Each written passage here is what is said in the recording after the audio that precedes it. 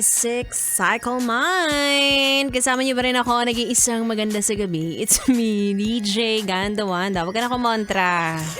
Friday naman ay pagbigyan niyo na ako na kawalang ang maganda ngayong gabing ito. Agree ka ba?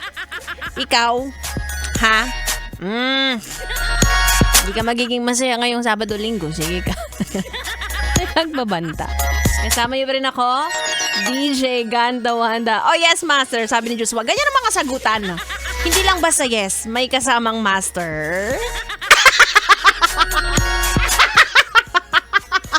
Going back sa kadang walang iwanan by Six Cycle Mind. Oo, team song to ng mga ng mga matagal nang magkakaibigan. Meron pa yung galing childhood. May distraction dito sa labas. Okay, Pan, Joshua, ayan. 'Di ba? Yung walang iwanan, walang traidoran, ganyan. Pero habang tumatanda ka, marirealize mo na kumukonti na pala yung kaibigan mo. Meron tanga, nagpapaiyak. Diba? Totoo yan, habang tumatanda ka, ilan na lang ba yung pwede kong ilan na lang ba yung pwede kong matawagan? Ilan na lang ba yung mga one call away kong yes, friend? Ilan na lang ba yung pwede kong mautangan? For sure, konti yan.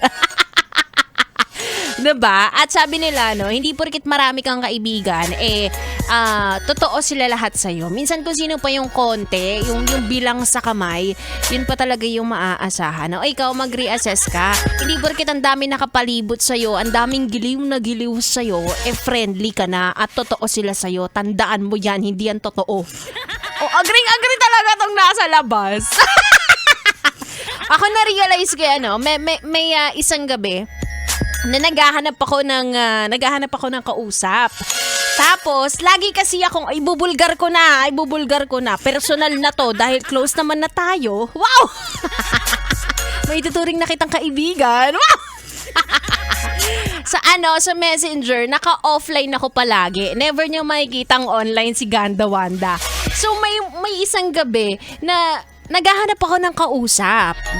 Wala lang, ewan ko. Hindi ko rin alam kung anong gusto kong pag-usapan about politics, religion, ano pa ba, science, ganyan. Basta gusto ko lang ng kausap. Tapos sabi ko, maghanap nga ako ng pwedeng kachokaran, ganon. Naghanap ako, alam niyo, na-realize ko, parang wala. Parang wala na dito yung mga pwede kong kausapin ng tungkol sa kahit ano. Kasi parang habang tumatanda ka, kakausapin mo na lang yung tao kapag seryoso or importante yung sasabihin mo. Ganon. Yung mga walang kwentang bagay, minsan kasi gusto ko rin pag-usapan. At alam nyo, na tunay na kaibigan lang yung makakatanggap ng ganyan. Ayan, i-unfriend mo na yung mga hindi totoo. Please, masasayang ang oras ninyo. At saka tandaan yung mga tunay na kaibigan, magandang impluwensya yan! May emphasis.